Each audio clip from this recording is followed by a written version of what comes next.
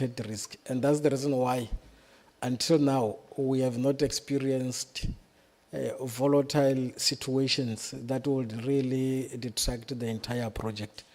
It is proceeding well, it is stable. The everyday challenges where we needed to intervene, we were able to manage that, Chair. It's only fair to bring that on board. Our appreciation to the Khoshis who are supporting the project is very key and fundamental.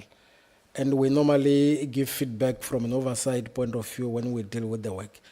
Our last session with the DM and the minister was when, from an alignment point of view, we needed to identify those immediate communities where we should begin to eliminate and be able to provide water in terms of the progress that which we're experiencing. Like Home 14B, like Bambini, in terms of the acceleration plan, because the pipelines there already have water. There's still elevated tanks which needed to be dealt with. There is sufficient progress on that. That is why, in terms of the categorizing them for elimination, where water is given, we should be able to give those identified communities water by December. Of course, it's only fair that even as I proceed, Chair, the MM is also here. I've also have my senior manager responsible for infrastructure, but also water and sanitation, so that it's properly recorded. The critical challenges which were there, like fiscal progress on the project vis-a-vis financial progress, through the weekly alignment meeting between Lepelle, Mupani, DWS, they were able to be sorted because they impacted on contractors in terms of the delays when they should be paid. But for now, we can report safely that we no longer experience that through the intervention of DWS and contractors are on the ground dealing with the work. I think what is key is the water treatment work, then some, because it is a nerve center of the entire flow of water into communities. Earlier on, the acting DG reported progress of around 69%. It is the one that has always been in the news, and the committee has been concerned around the last time when you visited us at that level, and there were a lot of questions which were asked about the defective work that has been happening at that level. It's important to mention that 2012, when the contractors were appointed and it was completed and handed over in 2014, it was functional. And then 2 years later, those defective work were actually observed. And from there, the institution was able to bring intervention. I think that's part of the delay, because in the context of the municipal wisdom, there has been a conviction that we will be able to repair and solve all this. And it took long. When it was repaired, we thought it's now functional working. The defective work later came into the space and will really deter the progress that which has been there. And we are happy now that the investigative work, when the minister came into the space through the ministerial intervention, we needed to get a proper tool to justify the recovery of the money at that level. And we appointed investigators 2021 to proceed with the investigation. Part of the concern raised by the committee has been, why are we appointing in 2021? Where is the report? What have been done? Is the consequence management around that? I can safely report, Chair, that the delay around the investigator and his preliminary finding about the tender documents, the designs which were not there to do proper assessment, and the tussle between him and the previous contractors, and the attempt to secure all those documentation was later resolved by bringing an engineer who could begin to do the work. And after ascertaining, there was then the proper investigation which then happened. It is concluded now, And the investigation point to the fact that we should recover money. Now, what the MM is doing currently is to issue letters to begin to recover in terms of the process, because there is now a justifiable tool for us to begin to recover the particular monies which are there. So we want to submit to the committee that we have completed the investigation indeed, and we are beginning processes to recover money, justifiably so. Thank you very much, Chair. Well done on our side, Chairman. Thank you very much. Thank you very much, Deputy Minister. This was necessary because all these institutions contribute on the success or failure of the current project. And you have made your way to Parliament in this forum. It's just been the case when we visited your area. So to remain accountable on the progress on a number of instances, as members will be able to ask some questions on those areas. But I think we need to appreciate the fact that as a team, there's indication that you are working together to resolve matters that we see. That is not with the current media instances where certain areas are raised on functionality or non-functionality in some areas.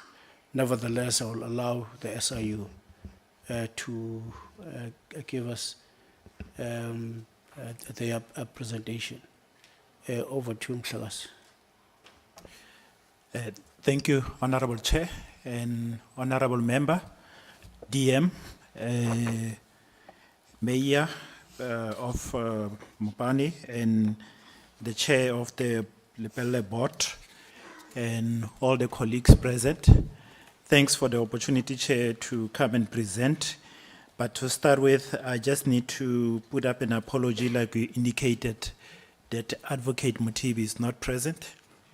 And I just need to indicate that, fortunately, today, Chair, I'm not being introduced, and I'm introducing a colleague of mine who's going to do the presentation. That is Mr. Lukhato. Yes. Then I think briefly, I'm just going to go through a few slides. If you can slide through, Chair. That's the, go back. That's the outline of our presentation. Then you can go through it. I'm not going to go through that one also. Also, this one also, we already speak about it. But on this aspect, Chair, what we really want to stress on this one is that we do not wait for the presidential report to be issued for any consequence management to be taken. As we come across it, we refer it immediately so that action can be taken. And also the issue about the member that leave the organization before the investigation or disciplinary is started, we also don't leave them. We make sure that we follow them so that the action can be taken, particularly if they are in government. You can slide through. On this one, Chair, as you can see there, that's the number of proclamations that we're currently dealing with in the Department of Water Affairs. The one which are in green, those are the ones that will be reporting on today. That's Proclamation R54 of 2012, where we look at various allegations at the Department of Water Affairs. We have included this one because there's a part that deals with Wuani, and the other one is Proclamation R22 of 2016, which look at the awarding of the contract to LTE Consulting and Lepelle Northern Water. The other one, we just highlighted them so that the committee can know what other matters are we busy with in terms of the Department of Water Affairs and different municipality. And also this slide also highlights some of the proclamation that we are currently busy with.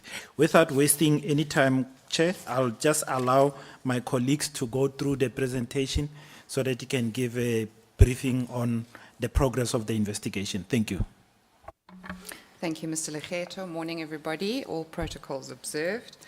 As requested, the SIU has prepared an update specifically focusing on the Mopani and Giyani and to give feedback on the site visits that the SIU also attended with SCOPA. We've included here the section of the proclamation that is relevant. I'm not going to read through it. It is merely there for reference.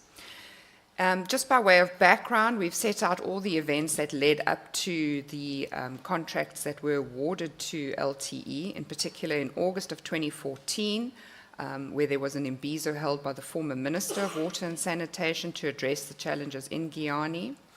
During our use of our powers by way of a Section 5 to B and C hearing that was held at the SIU, Mr. Majola from LTE confirmed he was present at that imbizo in Giyani in August and mentioned that the CEO of Lepelle Northern Water had proposed ideas that can resolve their challenges there through his company LTE. On the following day, LTE representatives were present at the task team meeting called by the Minister, even though the task team was supposed to only be attended by officials from Mopani District Municipality, the Department, and LNW. LTE was present at the task team meetings before LNW started with the SEM process to appoint a service provider for the project. Further background, LTE was initially appointed on an emergency basis in August 2014 for the repair and refurbishment of the water and wastewater works to the value of 90 million rand. The appointment dated 20 August 2014 was informed by a directive issued by the Minister on the 25th of August requesting LNW to intervene on an emergency basis with regards to the water challenges in Giyani. The Minister indicated that the water treatment work should be completed by no later than 30 September 2014. 25th of September 2014, LNW then appointed LTE, the service provider for non-emergency works, to the value of 2.2 billion rand. It must be noted there was no procurement processes followed when the project was extended from the 90 million to the 2.2 billion. It must further be noted that the directive issued by the Minister in August of 2014 was not extended to include non-emergency projects. LNW thus extended the project to include non-emergency works, increasing it from 90 to 2.2 billion without authorization from the department, as there was no extension to the directive from the Minister. SIU is of the view that if a new directive was issued to include non-emergency works, then they would have still been required to go out on a competitive bid. The appointment of LTE can effectively be divided into those two stages: the first appointment for the emergency work for 90 million rand, and then the second stage for the refurbishment and repair of Mopani water and wastewater to the value of 2.2 billion rand on a turnkey basis.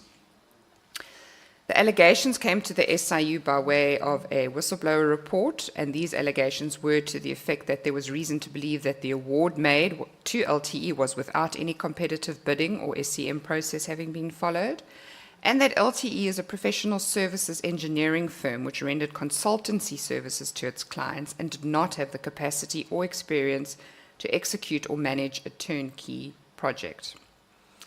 There were 6 focus areas of the investigation looking at the SCM as well as the extension of scopes, whether there was a CIDB compliance, allegations of corruption, and investigation into the payments that were made to LTE and other contractors as well as value for money. The findings into our SCM investigation, as stated, there was in August 2014 the letter of appointment to the deviation from the normal procurement process for 90 million. In September, it was extended to 2.2 billion, and in October 2014, a revised appointment letter to LTE and a service level agreement for Mopani water and wastewater emergency intervention, which includes Giyani water and wastewater schemes on a turnkey basis. Our investigation revealed that the second appointment was concluded without following any SCM processes. The project cost was increased from the approved budget of 90 million to 2.2 billion. We found it was contrary to the directives of the Minister, and it was without an approved budget plan. In light of the above, the appointment of LTE by LNW at a contract value of 2.2 billion was irregular and unlawful, and it was concluded without due regard to Section 217 of the Constitution, LNW's SEM policy, and the directives of the Minister. In terms of the findings into the CIDB compliance, it was found that the appointment of LTE by LNW in August and September were irregular and unlawful in that LTE was not registered with the CIDB to undertake or carry out construction work for public sector contracts, and LNW was prohibited in terms of the CIDB Act to appoint a contractor to carry out construction works without a valid registration certificate issued by the CIDB. Findings into the payments made by LNW. The investigation uncovered that LNW had paid an amount of approximately 4.1 billion to the service provider, which far exceeds the original contract value of 2.2 billion. Findings into the corruption investigation. The SIU identified a corrupt relationship between the LNW officials, service provider, and department officials. Findings into the value for money assessment. We originally looked at 5 sample boreholes. The SIU contracted the services of an expert to conduct value for money for those 5 boreholes of the 167 that were installed by the service provider. The report obtained from the expert quantity surveyor identified that there was excessive overpricing on the boreholes, amounting to approximately 7 million rand. Bear in mind, this is just the 5 boreholes that were sampled.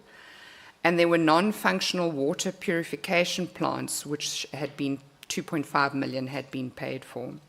The expert thus quantified that LNW did not receive value for those 5 boreholes and overpaid a total of 9.5 million rand, either due to the non-performance or the inflated project costs.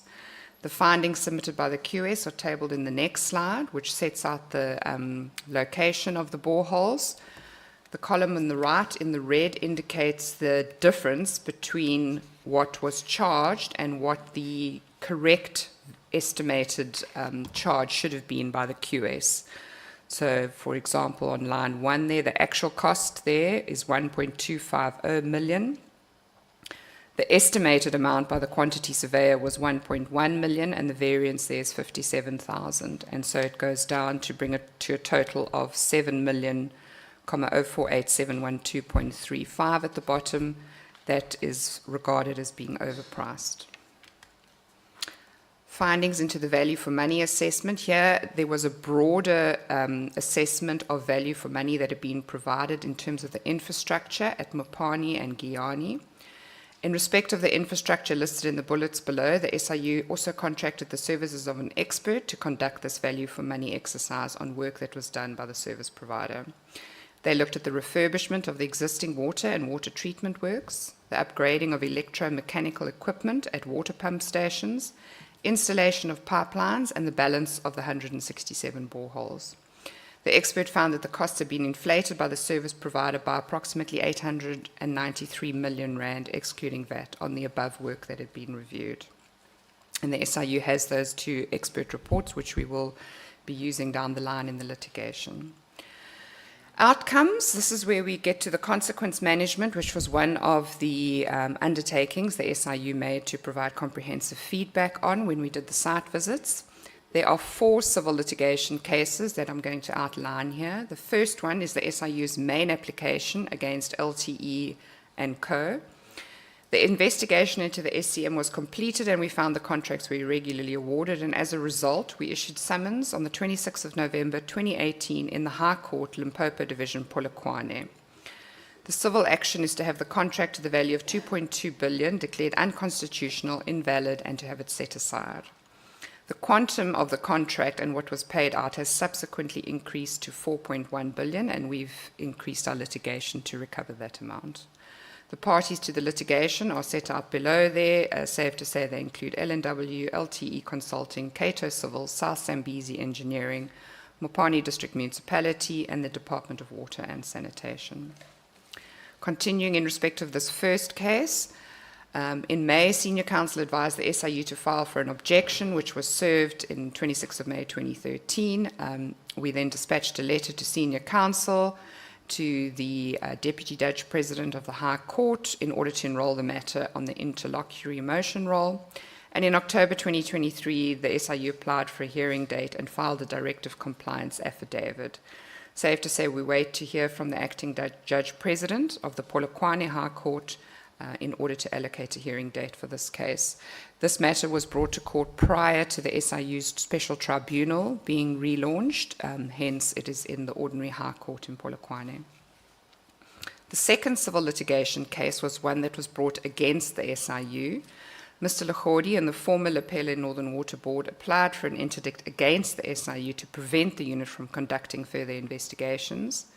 The interdict proceedings against the SIU requested the court to order the following terms: that the investigation by the SIU of the private and personal affairs of Mr. Lachodi is not authorized by the proclamation, and that the investigation by the SIU of the private and personal affairs of Lachodi is unlawful and unconstitutional, and they asked for the SIU to desist and refrain from carrying on with the said investigation.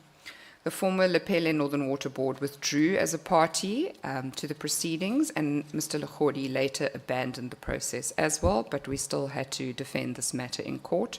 It is now considered closed. The third civil litigation matter, this is where the SIU brought a damages claim against the former LNW officials. On the 6th of October 2020, the SIU instituted civil proceedings by way of a damages claim in the special tribunal. Case number there refers against 3 former employees of Lepelle Northern Water, Mr. Carl Schmal, Mr. Phineas Lachodi, and Mr. J. Killian, to the value of 1.9 billion rand in damages that they caused to LNW. This is in relation to the unlawful conduct, breach of financial duty or duty of care towards LNW by the above-mentioned employees in the process that led to the appointment of LTE Consulting by LNW. The matter has been enrolled for hearing on the 20th of November 2023 in the Special Tribunal, and we will keep the committee abreast of developments there. The fourth civil litigation case, and this is in respect of the SIU's action to freeze assets and pensions of those same implicated officials we just spoke of. The SIU successfully submitted court applications to the Special Tribunal to preserve the pensions of 2 of the implicated LNW officials.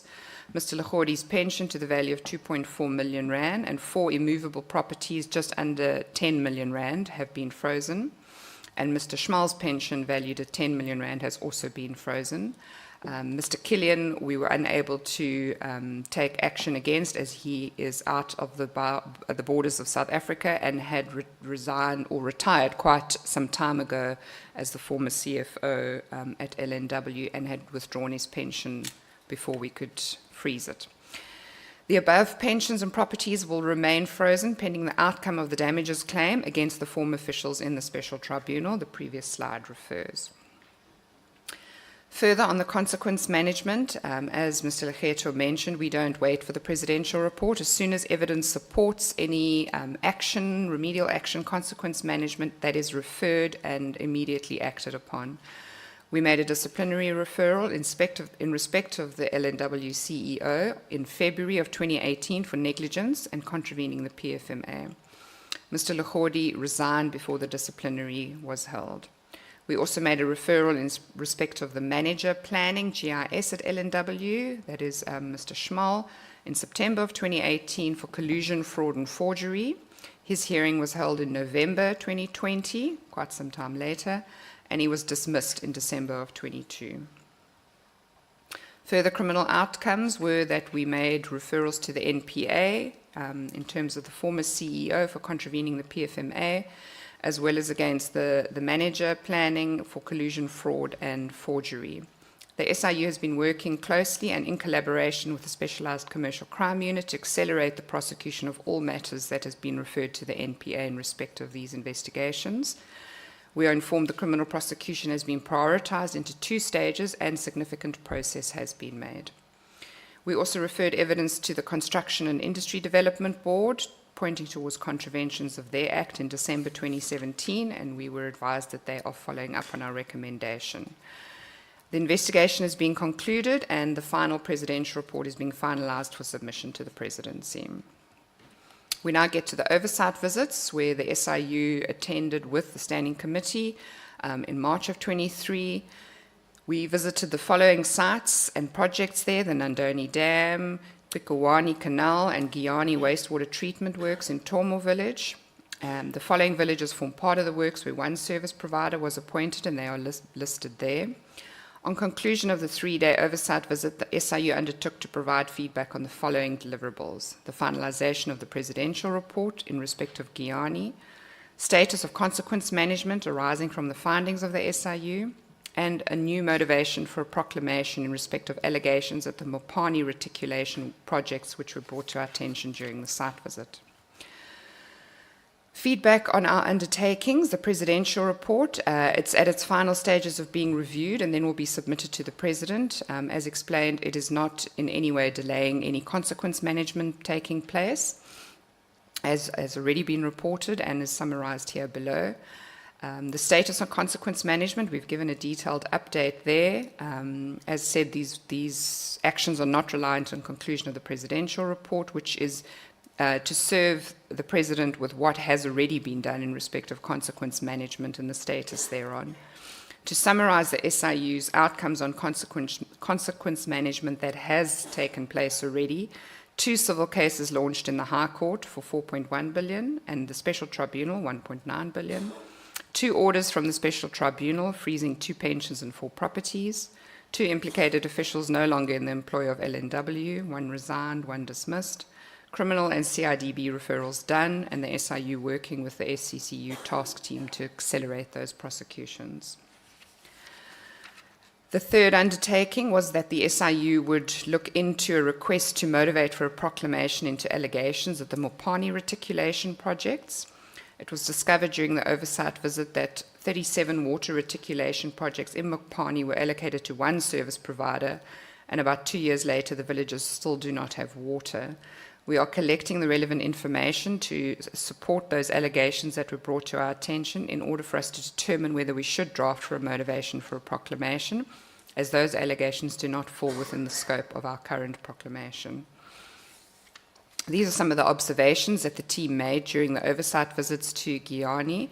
This is the Giyani Water treatment plant. And we've just made some comments here in terms of what we already found in our investigation. LNW paid 77 million for the revitalisation of the Giyani wastewater treatment plant.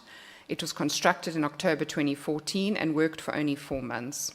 Mopani District Municipality then had to resort to the use of the old treatment plants that existed before this one. 77 million was paid to cater, and it has not benefited the community. The team also observed a vandalised building, the Giyani Wastewater Treatment Works. This was officially opened by the former president in 2014, and 77 million rand was paid for the revitalisation of these water treatment works. The building attached to the treatment works has since been vandalised and is not fully functional. The Giyani Wastewater Treatment Works revitalisation of package plant. The revitalisation of the package plant formed part of works investigated in Proclamation R22 of 2016, and the investigation established that Cater Civils was contracted to build the Giyani Wastewater Treatment Works revitalisation at a total cost of 75 million. LNW paid Cater an advance of 15 million 2 months after signing the contract. Even though the contract price was 75 million, LNW paid Cater a total of 247 million. The treatment works were functional for only 4 months after completion in 2015, and after that the municipality reverted to the old wastewater treatment. These are water leaks that were observed by the team who attended the site visits at the Giyani Water Treatment Works. These were identified at that water treatment plant and the Nandoni treatment plant, and no proper management of plants and water leaks. Water is lost due to the various leakages. The SIU also observed pipes that had been abandoned near the Nandoni Dam. Hundreds of bulk water pipes were found abandoned in and around Nandoni Dam. It was identified that the pipes were left by the service provider who was appointed by Mopani District Municipality prior to 2014 and whose contract was subsequently declared unconstitutional by the court and terminated in 2014. This was not a matter that SIU was involved in. The new service provider was appointed and bought new bulk water pipelines. The SIU established that the Hawks are at an advanced stage of their investigation into this Nandoni and Sami Dam bulk water pipeline project, and the SIU is providing support to the Hawks task team led by Specialised Commercial Crime Unit of the NPA. I've then also just included a quick update on the Vuwani pipeline, which is quite an old matter and was investigated under the 2012 proclamation.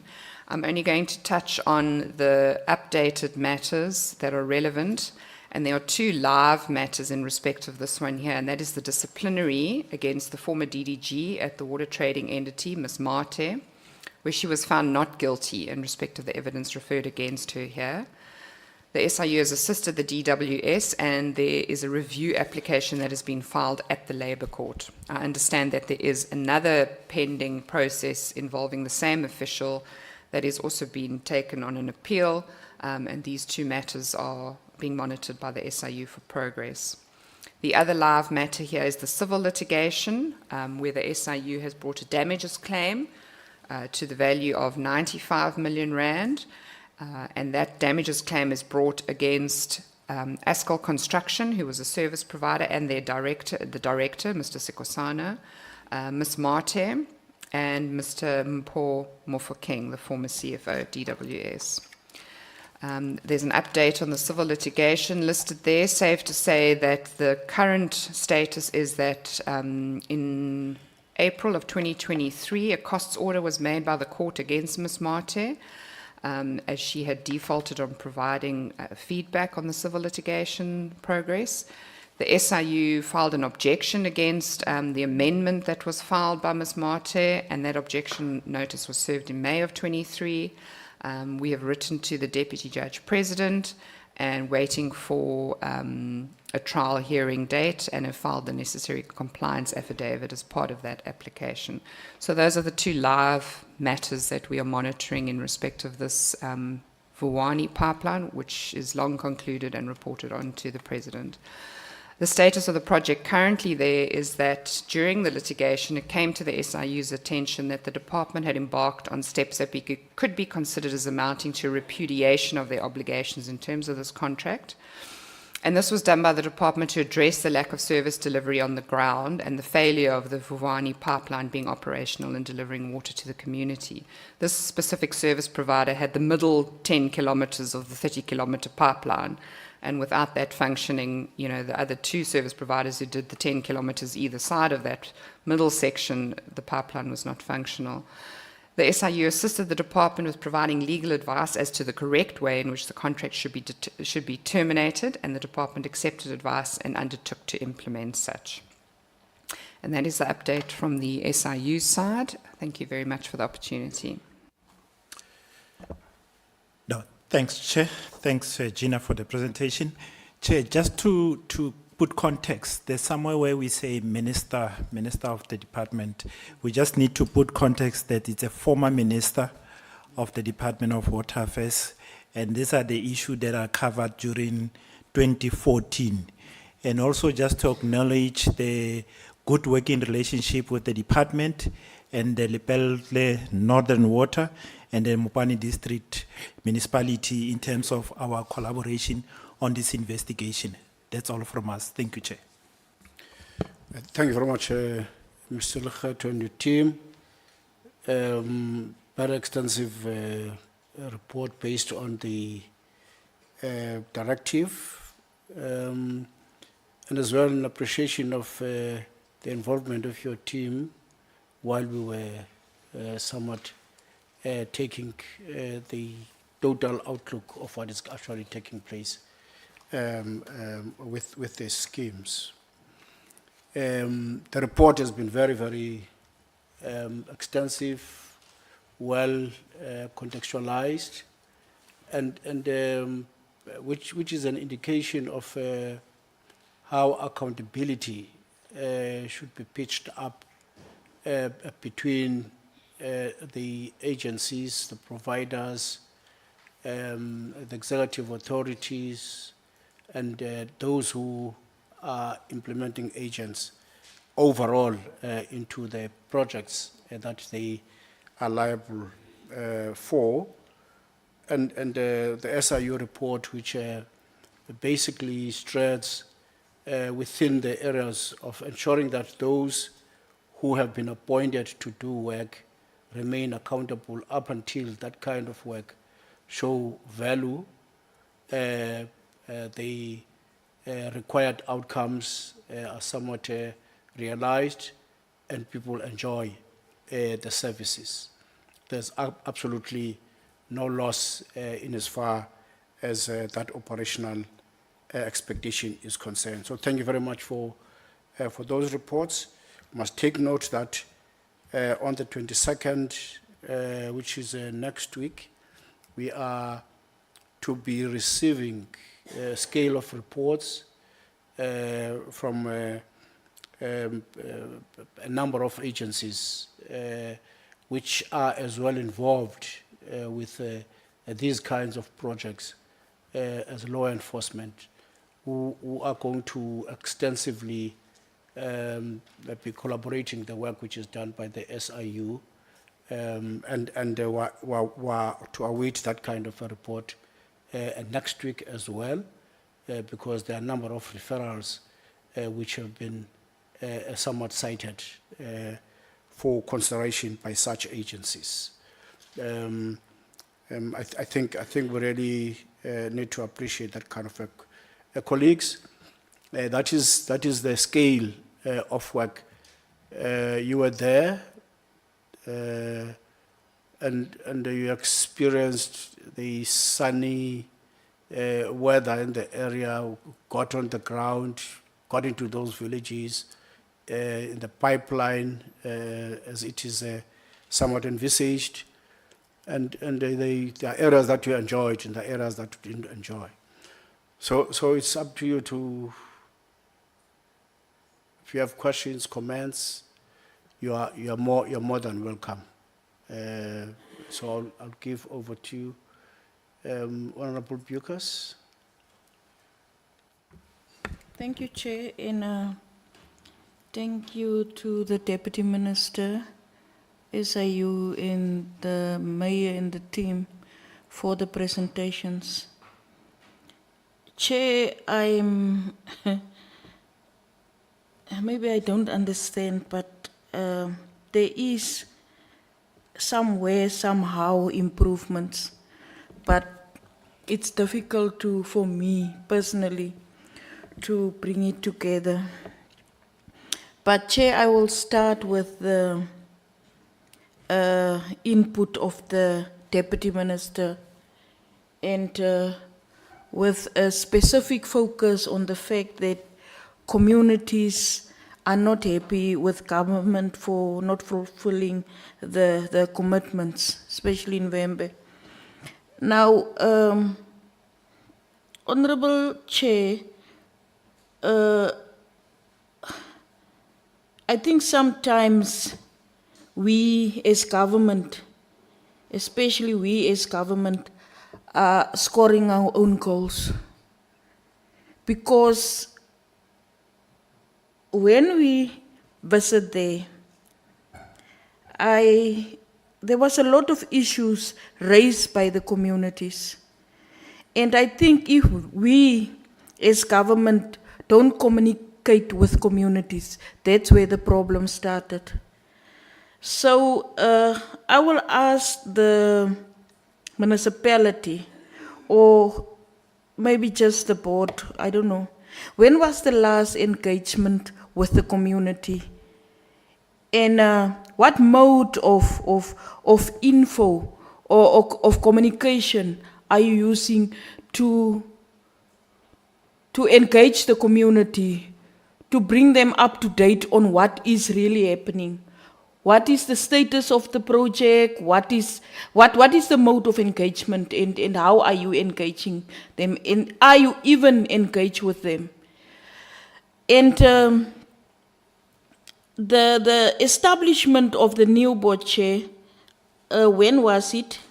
I think I see that the chairperson of the board are very confident that things will change. And on a lighter note, the only thing is we will not be here when things are changed. Maybe some of us will not be here. So I hope that things will really change. When did you appoint the district as the implementing agent? And the challenges that we are experiencing in the past, how did they address it, or how did you address it? Is it the same challenges? And Or are there still any challenges experienced? It doesn't help, it did not help for us to sit in a boardroom and listen to presentations while the people out there don't have water. So I want to know, is it just smooth sailing now? Or with this new implementing agent, or is things running smoothly? And then, except for the appointment of the new MM, was there any other appointments, especially in the infrastructure unit? And will they be able to address the challenges? Or was there just a delay in identifying the poor project management?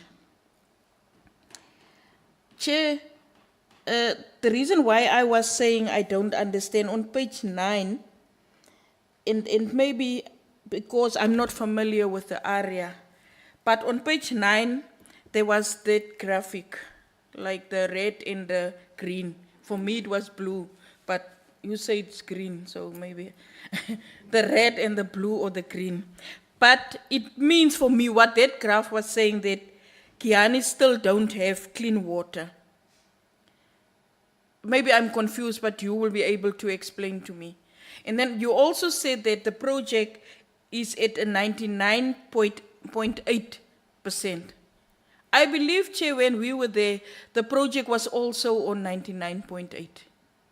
When will those communities get water, Mayor? Because they are like, they just accept it's the situation, but how will we now? We can't solve the situation, but we must just accept now that we don't have water. Then the other one, Chair, is on the delays in procuring for special materials, poor planning when project was initiated. Are you still procuring? Are you still sitting with the same problems?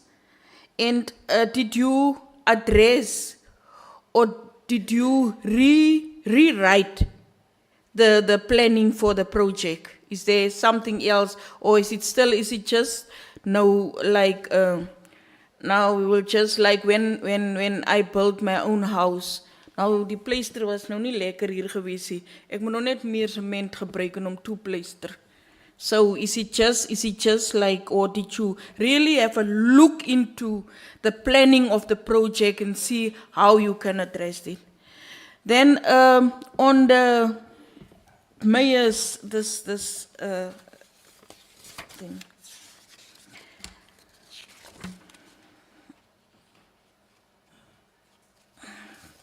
The reason why I'm asking that, Chair, is on page 2 of this presentation. However, bullet 3, however, 2 years later, it was discovered that some major components were defective. But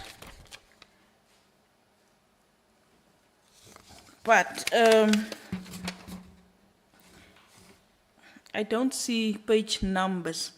On question 2, what is the plan with regards to the pipelines not suitable for the projects?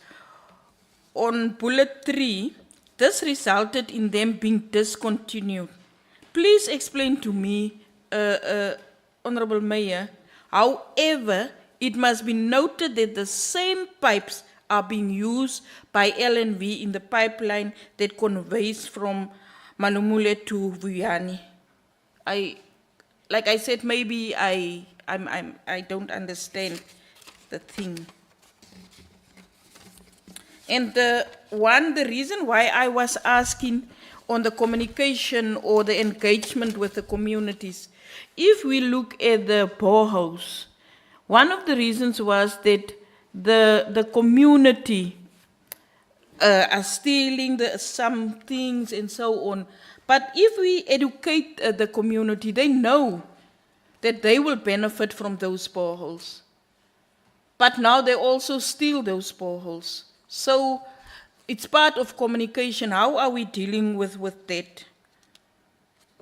Then my last one, Chair, is, Minister, if the elephants are fighting, the grass is suffering. And I think that's the thing here. Most people will tell us as government, and I think I can say it with confidence, that the communities are not important to us. But I think if we communicate also as government that what we are trying to do and how communities are not, like they are not assisting us to do what we must do, then we will never succeed. We will also never change the view of South Africa if we as government are just keep silent on things that we are doing. So let's try to, and I don't think, Chair, I really don't know if if this project will be finished at December 2023. Can you then tell us with confidence that we can go there on the 23rd of December and everything will be done?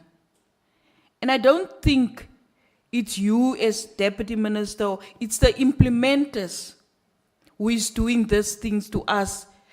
So how will you then, what measures, Deputy Minister, did you put in place that this project, the timelines, that they will say in the timelines that they give? Thank you, Chair. Thank you very much, Honorable Bukas. Over to Deputy Minister and the team. Thank you very much, Comrade Chair, and thanks to Honorable Comrade Bukas for the question. Let some of the questions the colleagues said, the mayor will answer. Maybe let's just explain that some of the issues that Honorable Bukas we are raising are old issues and about institutional capability. That's why at the beginning, when I made my remarks, I had to pay an emphasis to say, do we have capable implementing agents? Ordinarily, before you appoint an implementing agent, you should have done your own assessment around capability statement. Do they have the right capacity? Will they do the work? And admittedly, in the past, like the DDG was presenting here, the acting DG, there were too many problems. And they were ultimately led to irregularities, including issues of floating of legislation. That's why the team from the SIU has correctly managed to make those findings. In the past, the planning was not correct. It was not correct. You can't come in at a particular point and say we are coming on an emergency. And an emergency is properly defined in terms of our own legislation. And then you spend more time, you don't follow certain processes. Also, in the process, some people, they decide to change scope. You know, when you change scope in engineering, in terms of the diameter of a pipeline, you can't just sit alone and say, now we are moving from these millimeters to these millimeters. The designers must come back.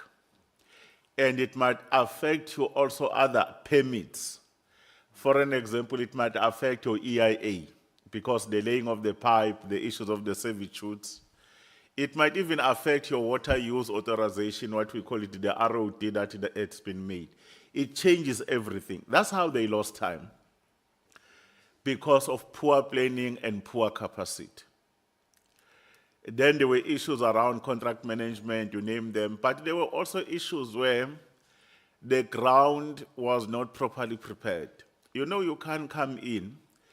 We have actually recycled people. You don't attend to their problem for more than 20 years. I'm the one who was leading the process itself. I can't speak about other people. I led the process. I oversaw it. That government does keep its promise that the losses that people had around their own assets and livelihoods were restored. And I'm very pleased to say we worked with all those people to deal with that particular issue. And in the built environment, Chair, there is something that is called the escalation of cost as a consequence of poor planning, as a consequence of poor management. The input cost around cement, around steel, and all the components, including diesel, they use a lot of diesel there, Your Excellency, Comrade Som. You know, it escalates, you can even think that people have stolen.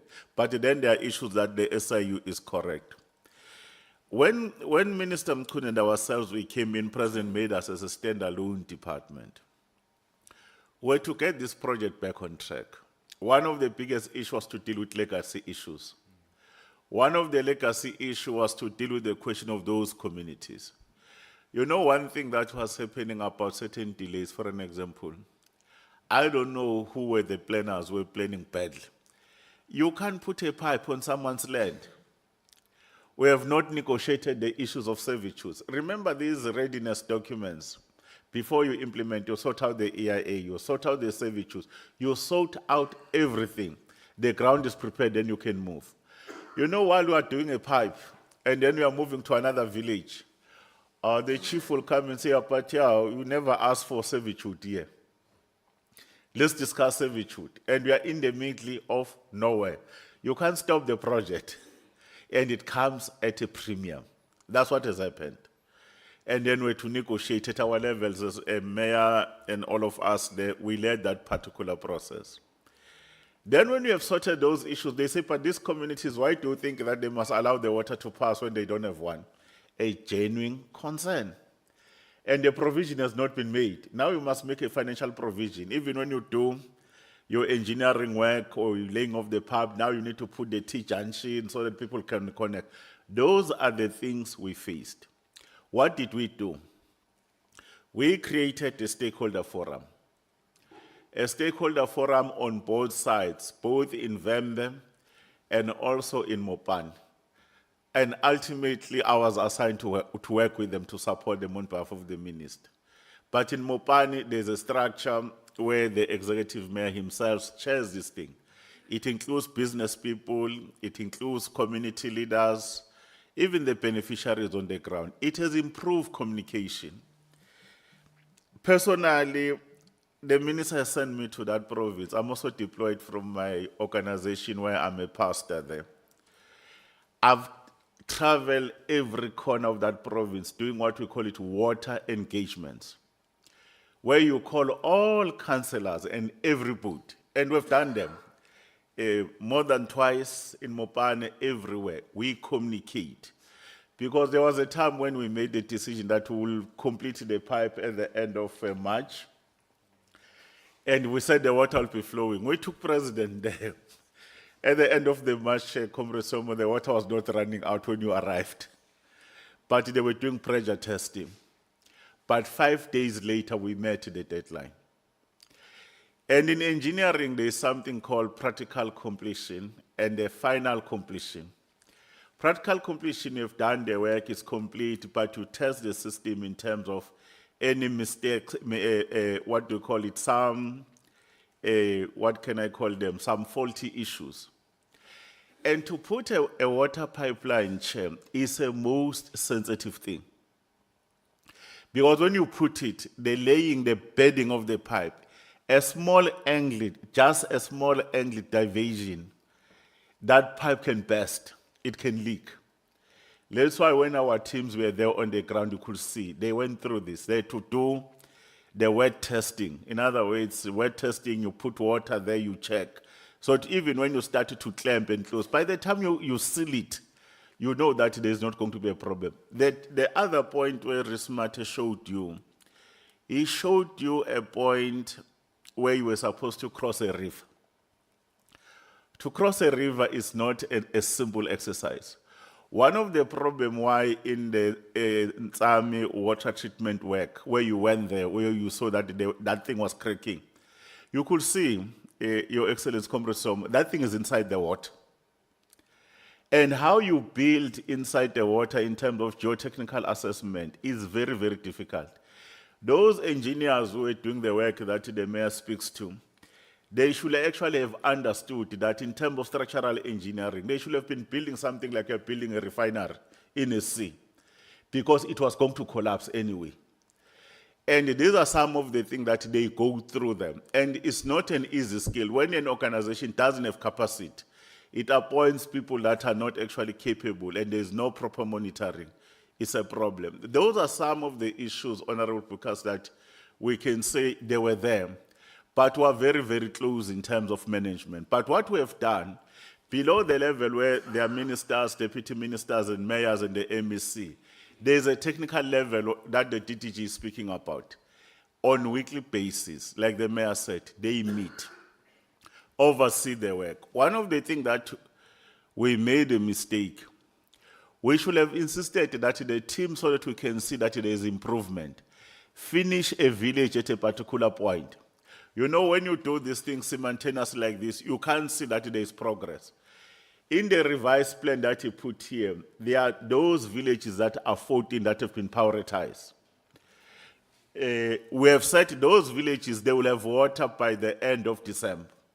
And those are the ones that we are monitoring, because one of the things that you shouldn't lose, Honorable Speakers, is that for these villages to have more water now, the water must be treated. One of the critical points is the treatment plant.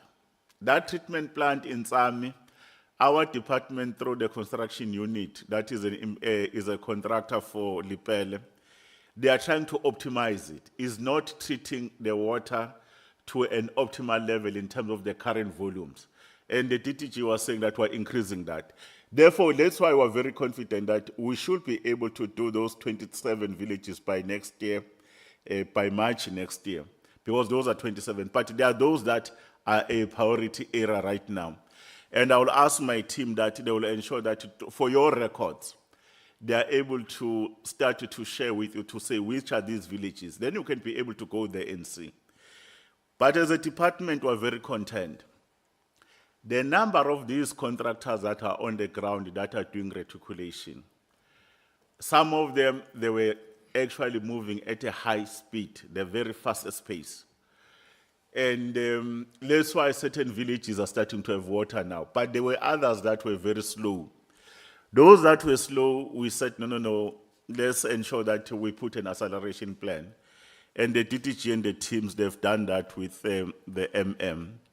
But he might be able to say to you, the executive mayor, what else are they doing to do the issue of consultation? The appointment of the district, the DTG will come in, the acting DG. We appointed the district at a risk. We want to support the district development model. We never wanted to actually appoint them without the checks and balances. There is a stability of council them, which is the most important issue. There is a stability in the administration because the critical positions there, they are filled. But more importantly, like the DTG was saying, we never allowed them to conclude the procurement on their own. Even our own engineers, they were part of the processes. That's why even now, one of the things that you know about these communities, if they were things that they have happened wrong, they will have closed the streets as we speak right now. Those people have the biggest capacity to close the streets. But they ran the processes well, but there was a proper preparation of the ground by the leadership, both working with traditional leaders and other communities. And we're very happy that the district improve in terms of capacity because it's a water services authority district that must be supported. The issues of, maybe I'll speak on one issue now from our side. Honorable Brooks, this thing of stealing and vandalism is the biggest issue we face, not only in the water sector, in most of the public infrastructure projects. In our sector, we're spending more money on security right now because there's a big market for the ferrous and non-ferrous material. They steal it. You find that today a pump is worth certain thousands and thousands of rands. All those components that they were actually sharing them, they steal them. And they go and actually go and give it to other people, they repaint it. These are some of the issues that we are looking at. But the security plan of using technology, using sensors, so you don't have a problem to do that. They vandalize boreholes, you find them totally stripped. In Gauteng and Fuleni, they were stripping even the whole entire wastewater treatment plant. They take components. You know, you find a pump station that is deep, more than 12 or 30 meters down. People, they go and steal those particular, that's where we are right now. And we're working very closely with the security cluster. That thing of vandalism, it goes hand in hand with these people who are abusing the opportunity of supporting small and micro-medium enterprise. They come and demand 30%. Some of them, they demand the 30% without working. And they stop projects. And they even wanted to actually get contractors to pay them protection fees. Those are issues of criminality that we are dealing with. And it's not even surprising because even in Mopane itself, a number of them, they just came one day, they said, no, but why is the contractor, which is our own department, actually appointing and getting machinery from somewhere? They stopped the project in such a way that people can't get what? Minister, myself, the MEC Makam, and Mayor Shai were to intervene, and Mayor Shai and MEC had to meet with those people. Unreasonable demands, where people just come in and demand money. Those are some of the things that the state jointly is working with in dealing with some of those issues. Maybe I will then allow the DDG and the mayor just to conclude the remaining ones. The chairperson of the board, he might be very enthusiastic, we are correct. But he should be proud. They've been in office for more than 2 years now. They were appointed by cabinet just in August 2021. It was a very, very board that, remember, it was an interim board. They have a very good capacity. They started wobbling. Even their audit, their image was very, very bad. It has not been properly been cleaned because of the issues of Giyani, what happened. But the fact that they are starting to handle some of the matters, working with law enforcement agencies, there is an improvement. The fact that they've appointed more suitably qualified individuals, we are pleased. But we are putting check and balances. Asibayekelanga nje chairman uthi mabahambe bodwa yabo. Kunabantu bethu lapho mathu babekile very closer to them, some of our engineers and the provincial head. They are working with them because if they collapse again, the consequences will be very, very dire. Thank you. Acting TG. Thank you, Chair. I want to answer a few questions. On the first one was the appointment of Mopane District. When was that done? So, Chair, when municipalities apply for funding to the department, and in this case, Mopane did the same. So through our own, the whole DORA framework for our grant, WSIG, they submit business plans. We do assessment of those business plans. So those 55 villages, Mopane took the honors to make sure they appoint their own service providers who should help them prepare those business plans, do the designs, do everything, then submit to the department. When the department appreciates the submission, we do assessment. Once we approve, we therefore attach a budget for each and every project, and that gets submitted to the CFO. Now, once we are happy and we do allocations through our DORA framework, through National Treasury for the current financial year and also the MTF, we then choose the model of appointment. Now, that model of appointment is very crucial because it's either we choose to send the money directly to the municipality, which is Schedule 5B, where we send the money directly and the municipality does everything, appointments, we only wait for report. But in this case, When the whole process of business planning and everything was done, when the department was satisfied back in 2022, about July, August last year, 2022, we then finalized the appointment towards the end of the year. They were then appointed as the implementing agent because it's Schedule 6B. We are holding the money, we want you to implement and we monitor. That is how the Giyani, the reticulation of the 24 villages was actually done. The other question that the honorable member has asked is based on the whether we are confident that we will complete the project. I think we need to separate the points here so that they are clear. The one we are talking about, the completion in December, Chair, we are talking about the water treatment works. It is the refurbishment and the optimization of the Giyani Water treatment works. We are saying those works are nearing completion, so by December, that water treatment works will be operating at full capacity. However, when it comes to the reticulation of the 24 villages, what we are saying is that there are some of the villages that are nearing completion, which when we look at the acceleration, they will be able to receive water at least by December. But we emphasize in our presentation, Chair, that there are other villages that will not be completed now because those projects didn't start all at the same time. They all have to run for 12 months. So some will finish in Jan, some in March, some in April. But the acceleration of villages that should be receiving water now is actually separated. So we should clarify that. On the colors, Chair, I think we have to be careful as to who's presenting the colors. Normally we swap them around as men, so, but we still get the message around. So I will go and learn much about the colors. But safe to say this, that I'll say the red and the other color for the sake of this meeting. No, the other color was blue.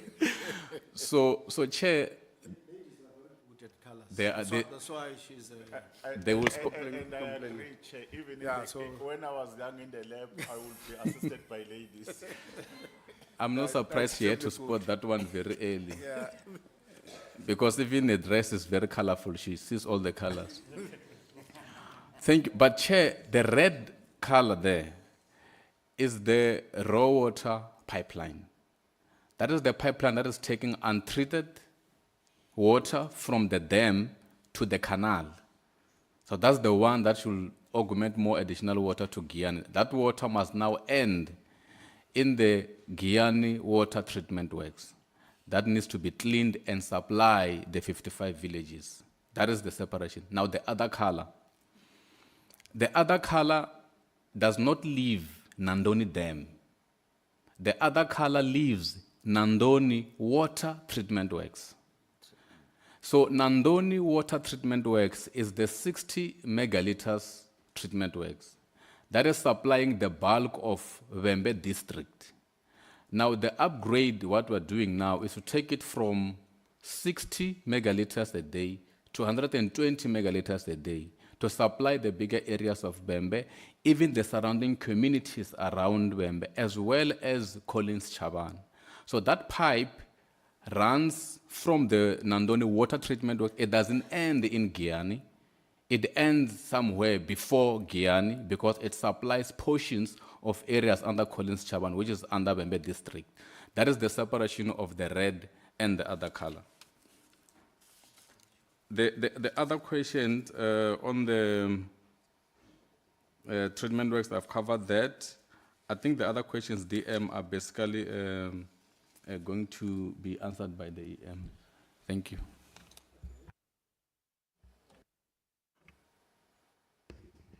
Thank you very much, Chair. I think 5 years ago, and if we were to look at the conditions now, in the context of our working relations, DWS, Mopane Water Service Authority, and Lepelle, there has been much improvement in terms of working together, given the conditions of that particular time. Hence, the silo attitude in terms of working, and this will be attested by what Lepelle is saying, because the amount of intervention and resolves around many dispute and issues amongst ourselves has been very progressive. That is why in our weekly alignment meeting, all the technical issues which arise from the project, they are able to close on that, including the fact that Lepelle is able to confirm that the pipes that the committee has seen, which has not been used for some time, there is confirmation that they should be able to use those at the level of Malamulele, because the contractors there and the engineers are able to commit to such. Most importantly, it is not as smooth sailing as it sounds in the community of Giyani. The only advantage we have is that we are able to move swifter and work with the community, such that you don't have those disruptions. At the level of the communities, there will be SMMEs that will want their fair share of opportunities. There will be your ordinary people in the community who want opportunities in a project. But the project steering committees, working with municipalities and all stakeholders, are able to deal and solve with those before they could give rise to the major issues. Indeed, we had only one senior manager responsible for water, infrastructure, and sanitation. We later introduced and appointed a senior manager responsible for infrastructure. So effectively, you have two senior managers, and they are present here. One responsible for infrastructure, the other one responsible for water and sanitation, who are able to complement the work that which we do in the context of the project implementation. We are indeed engaging with the communities, particularly in the context of this ministerial intervention. When recently, when the canal fencing in Shikukwane had to be started, we needed to be proactive, go meet the community, the chief, and explain the process, the project itself, so that they take ownership. When DWS comes with a contractor, at least there is a basis for a working relation. That is why that work is moving effectively at that level.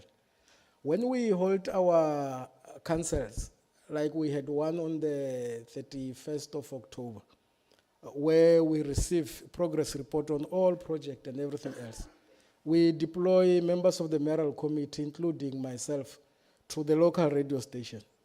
We did 3 of them, the GCR in Giyani, there is Vision FM, there is Seco FM, where we unpack the outcome of the council, and then we allow the community to engage in terms of the projects that which are happening at the level. Recently, on the 28th September, we had an imbizo at the level of Room 14A, where we presented the status of all projects and the community engaged. 29 November, which is effectively after next week, we're going to Rotterdam. We are able to give the status of all the project, but also progress municipal-wide in terms of what is it that which we are doing. On Thursday, we are having a multi-stakeholder forum. It's a monthly engagement. All the stakeholders in Giyani sit there. We talk about all pressure points, sources of irritations from communities, whether raised by Mahoshis or the business chamber, and we are able to make everyone take ownership and be responsible for the work that was done at that level. Just following on the presentation by the acting DG, of course, we are alive to the fact that all the project will basically be completed next year. But there are those projects which we have isolated that they can be able to provide water even before when the treatment plant work is completed, particularly where the pipeline effectively has water in, because the water flow in the pipelines are not running at the same pace. There are those that which Lepelle is still working on, but there are those that which when the treatment is completed, we should be able to give water there, like Room 14B. The snake work which is done at the level of the elevated steel tank, it's been completed. We will not have a reason why we should not give people water if the pipeline has water and the steel tank has water, and already reticulation is at more than 90%, which we submit should be completed at that particular level. That's why the acceleration plan, which the minister has always been emphasizing that, when are we giving people water, was to basically isolate the communities which, despite the completion date, we should be able to give them water even before that particular time. I think in the main, Chair, through yourself, DM, those are the questions I needed to respond to. Thank you very much. Thank you very much. Is there any point that you want to deal with as the water board? The Deputy Minister has answered on your behalf. Been covered, Unless you want to We've been covered adequately, Chair. cover it. Yeah? Thank you very much. Thank you very much, Honorable Bucas. Are you happy with the? You're fine, eh? Yeah. Do you want me to put you to no, no. That's your.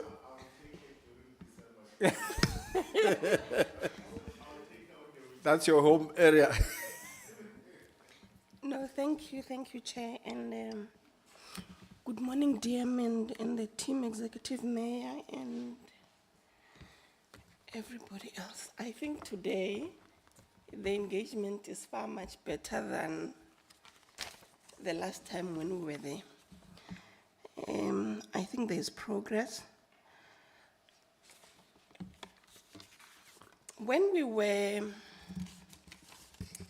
there, one is just on a lighter note. Maybe the SIU can try and advise. When we were at Giyani, is the water treatment plant. Then you took us to, I saw it was there on the slides, to the other building which was opened in 2014. And we were told that it can't be utilized and so on. I'm interested in finding out what then becomes the eventuality of that whole building. So I'm taking it that the next, for example, Parliament, scope or whatever, would want to follow up and say, okay, the former president opened the treatment plant. You are saying it can't be utilized. What then must become the eventuality about it? The second one, Chair, when we were there, we requested a breakdown of, I hope I will make sense. It's very long, I want to summarize it. So you spoke about a project of 42 million. I'm not sure if you remember, I think she will, my friend. We even spoke about it when we were walking. Then we requested that if you can break down the cost management of the 42 million project. If you don't remember about it, I can go into details about it. You have not given it to us. We had requested that the next time when we meet, can you please give us a breakdown in relation to that? Another one, Chair, that they did not provide us when we were there, and in fact, the 42 million, the 42 million, when we were working there, you kept on saying, no, it's ready, we can even send it to you now. To date, you have not given us. You see, I was trying to check with our research team whether by any chance you did send and you didn't. The last one, Chair, we also made a request of, so you spoke about the water leakages, and you said that they are causing a problem in terms of supplying waters to our people. We also requested that you furnish us with a detailed clarification of these water leakages, including what causes it, what plans of action do you have to correct this, and also you spoke about issues around the contractors, also engaging them. You did also not supply us with that. We're also requesting for it. I suppose you can't necessarily go into details about giving us. On a lighter note, my lighter notes are many. You know, So the cycle, next year we are going to national elections. The first voter, probably they are writing matric now. I'm saying put more emphasis into communication. So somebody will say, 5 years back, they came and they said they will sort out the water. We are finishing a term of office now. In the work that you are doing, I know about it because I'm following up, I'm watching, I'm looking. I'm saying somebody who is sitting there in Kashukukwani, you were mentioning villages, and then in my head I was thinking, where my grandmother is staying, there's no water. But when you are sitting here, you are speaking it so nicely, you know? Let's improve in terms of communicating with our people. You see, DM Mashop, when he speaks about these issues, he's a graduate of water.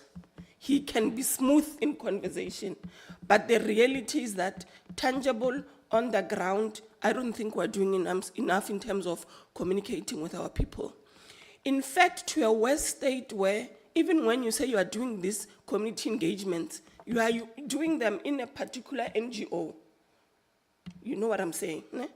But you don't create broader platforms for engagement with our people. So the people that, for example, you will be saying you are talking to them, other people who are already subscribing to an NGO.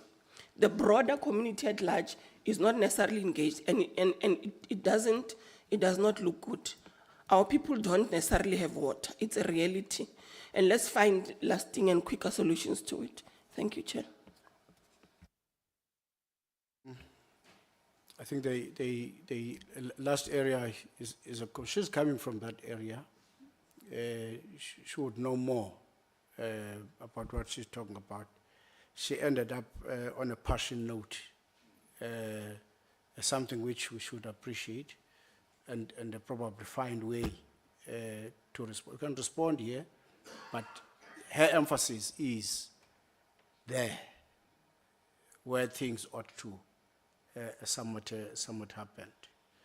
So if you could attend to a few questions and a comment, it's the detail that was sought at the time.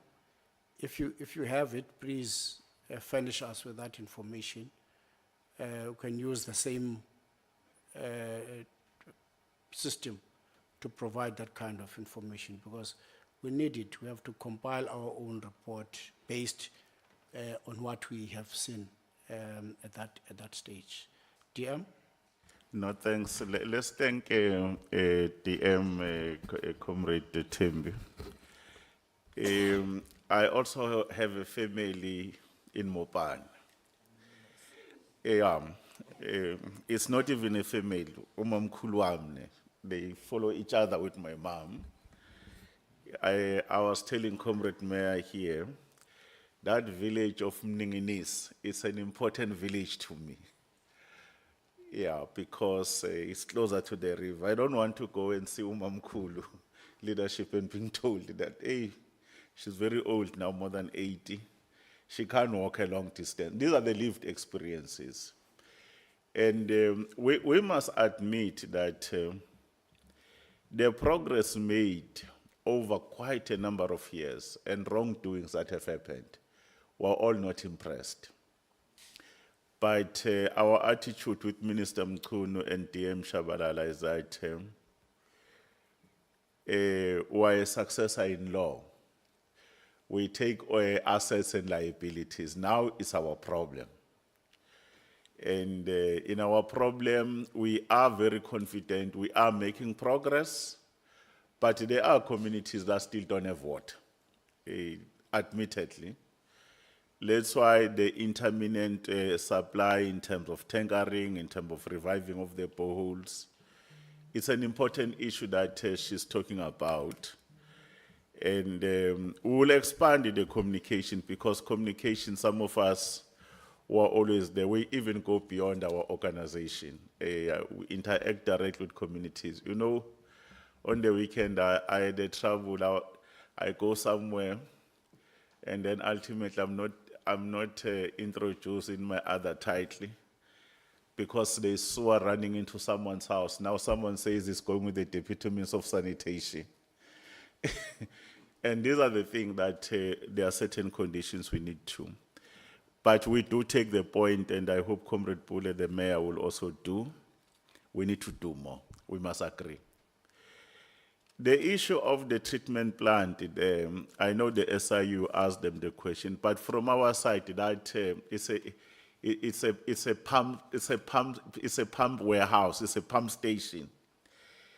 That thing, even when I was speaking to Rismate here, from a structural engineering system, given that thing can't work.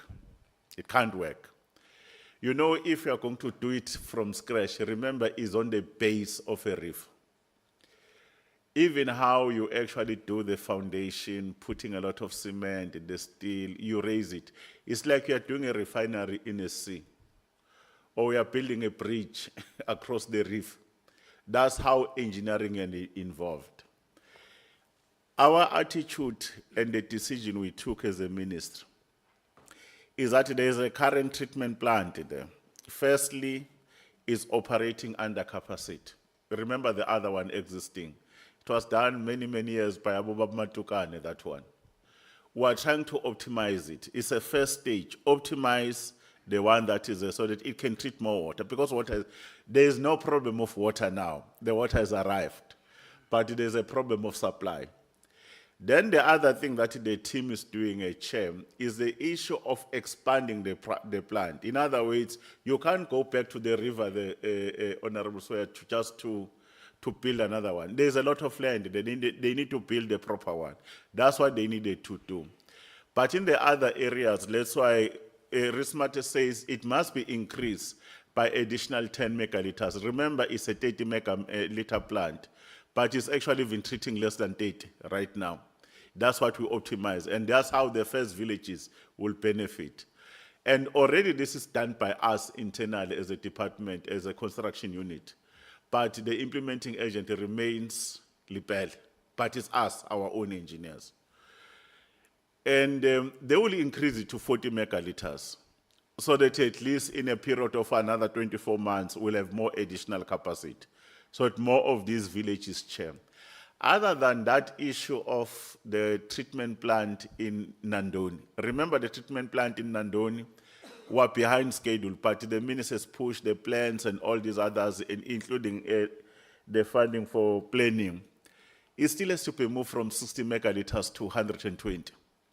And Rismate says that it's also going to go beyond that. Those are the things that you can say, but ours is to expect that now that the municipality, they've been able to complete their investigation like we talked amongst ourselves. At least we'll hope that Chair will get some money back. We need that money.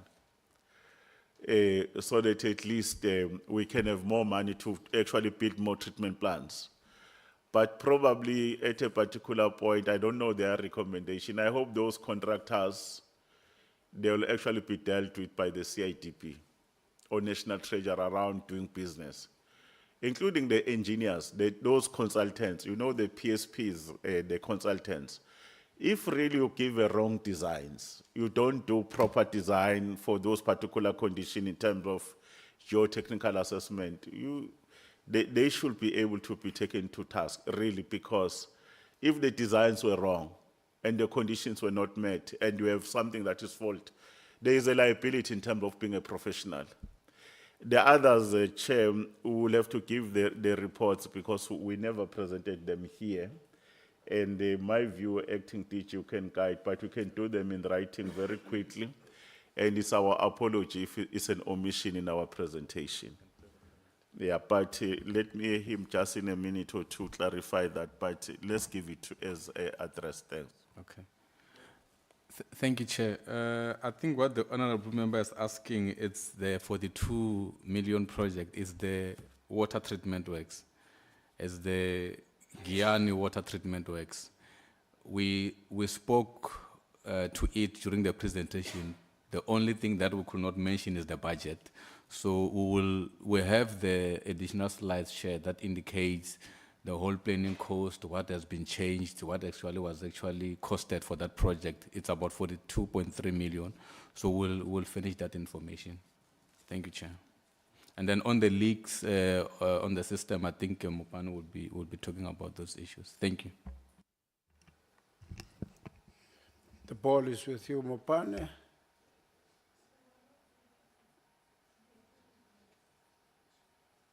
Honorable Mayor.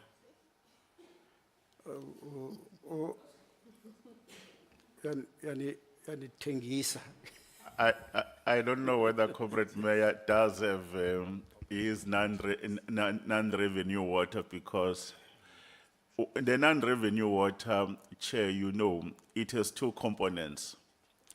There is physical losses because of the issues of the age of the infrastructure. If the mayor has, you need to do that. But there is also non-revenue because we are giving people water through water tankers. You can't bill it. Remember, if you go there, but you still have to pay for it. But because it's unbillable, it still also fall under non-revenue. That's what happens in many of them. But there are those that are normally acceptable, where you have scouring valves, the airlocks, you lose some water, whether through the backwash, that's what you do. Maybe wako leadership through you, angasinceda noma uthe uphethe ne-technical director, Comrade Mayor.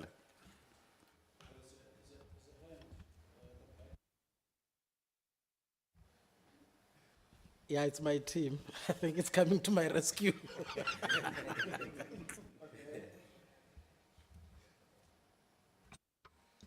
Thank you, Chairperson.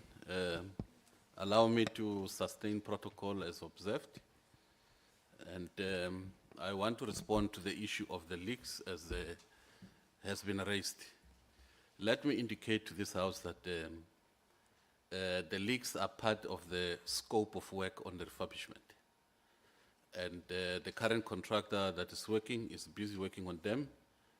And we have explored different mechanism in dealing with it, because at some stage it was going to cost us to shut down the plant for some few days in order to deal with those major leaks. But we are able to come up with an alternative plan of sealing the leaks while we are providing water, because you can imagine if you shut down Giyani for 7 days, it will be a total disaster. So we have plans in place to be able to mitigate such kind of risk. And let me indicate that the process is at an advanced stage. Sorry, Pete, your name, your position.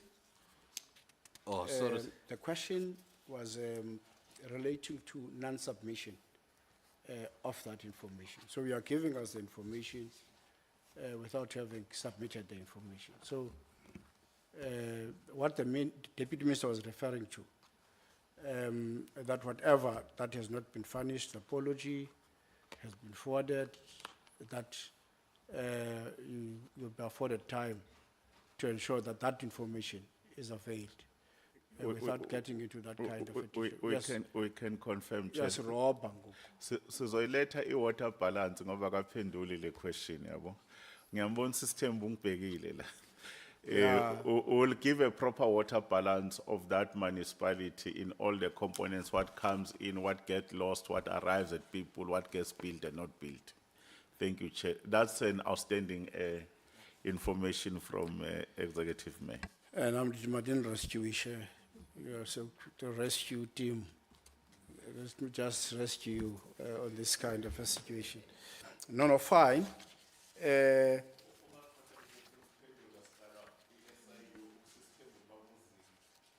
System Mabuzil. That Gala building. You want to say anything? Tell us. Yes, thank you, Chair, Honorable Chair and Honorable Member.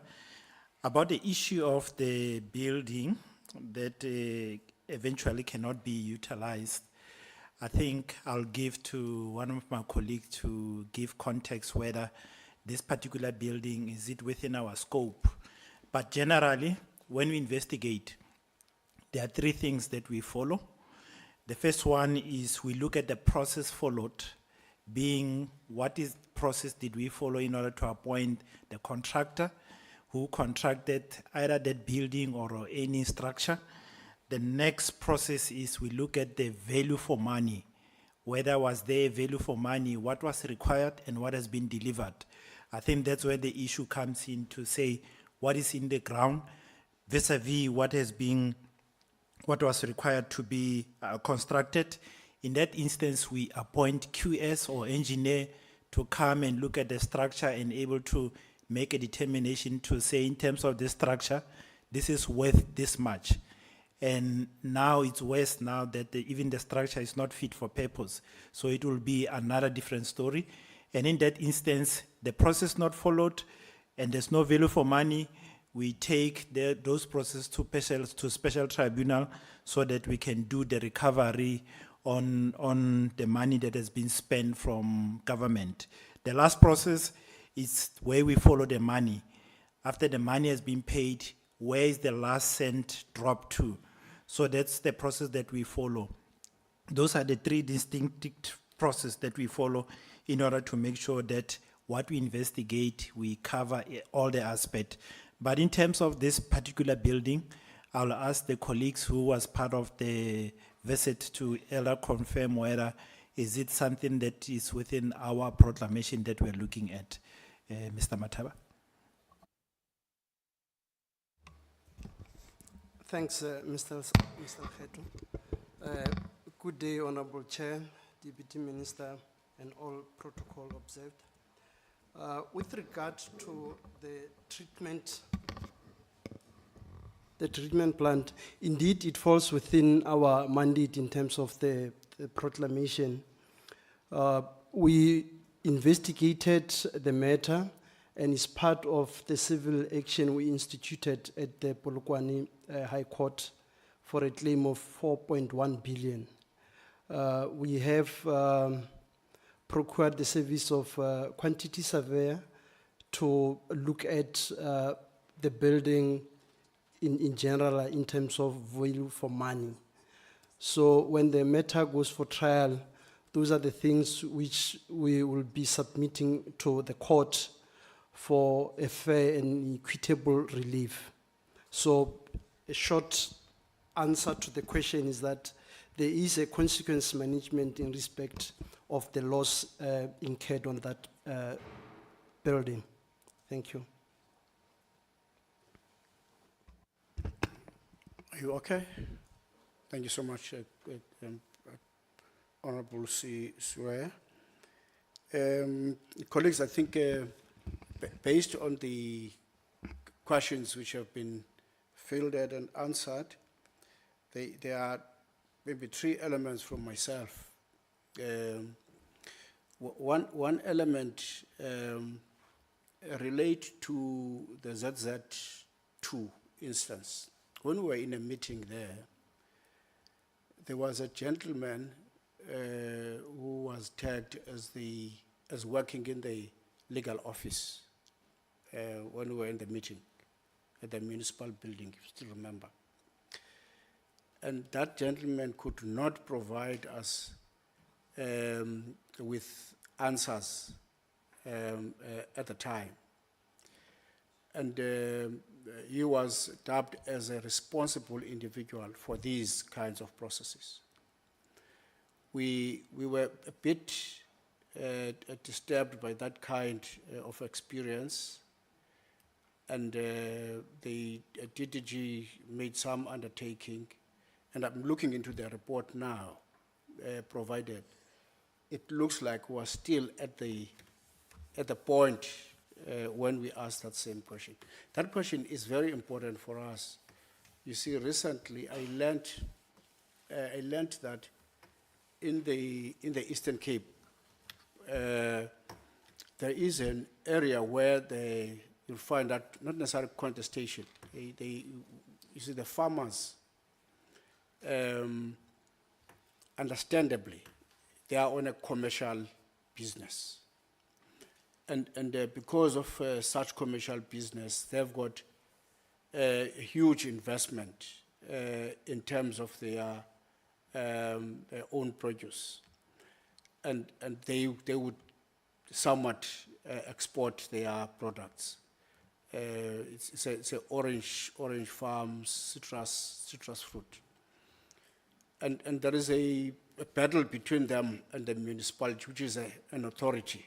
You see, if you could talk about the matters of black spot, oranges charged can't be turned back internationally, which comes as a same point, which might be viewed as an entitlement, though it has something to do with the balance between the domestic usage of water and the commercial usage of water.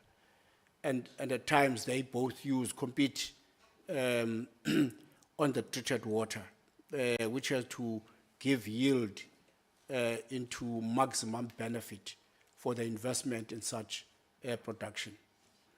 The Sandys River Valley area in the Eastern Cape is the example. They withhold money that ought to be paid to the municipality because of a dispute of some kind in terms of their own experience on the standard of water in the area. These kinds of scenarios are going to be found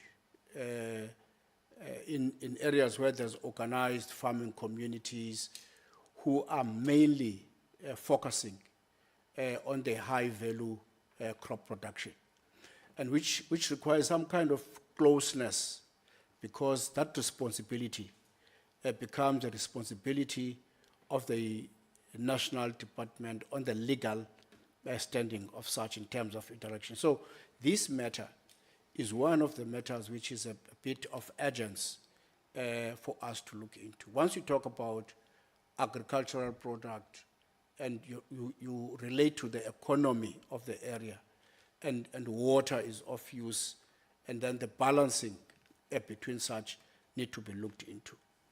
And I've just learned that in your area, it's not only ZZ2 problem. There's been one problem which was published recently, where the farmers have blocked, I'm using it safeguardedly, perceived to have blocked the progress in one project. And that has along carried what the Deputy Minister has referred to. Once you renege on the project development, you incur costs which are unbearable, never planned for as it expands in terms of time, which becomes a problem to fiscus going forward. So the extent of such problems, how do you deal with them? What sort of plan in place which is keeping those who are in the legislative environment to safeguard that kind of unbearable scenarios? That's one point. So the Z2 problem is a symptomatic instance which straddle right across in other instances. The second area is an area which I think has been highlighted in the slides, which is indicative of it's not only the point of getting into your parties and partners. I think what you have referred to, DM, that there are settlement communities which were somewhat not gotten into before the project started, had then caused the delay because we must get back into them. While we were there were some traditional leaders, I'm parking them, traditional leaders, who would say, this is my area. I don't know what is happening. I don't know where this project, what is it going to be done, while the project is somewhat continuing. And you find out in some instances, that is discovered that such personalities become more exposed into pooled pooled environment, because there'll be people who will go to them, canvass them, say, come, let's get there, because this thing should not, because they are looking into what, maybe what the executive mayor was referring to, that the expectation of SMMEs, this and that, but they would find it easy to get influential personalities in the community to clog the actual performance in as far as the construction process is concerned. And that counts to what we probably colleagues have referred to, some level of communication, consultative instance, getting closer to those communities very well. And there are a number of interests there. You see, they come because it's not only interest for water, it's interest as well for money. Those who cut water, they would interfere with the supply so that they should be used to cut water.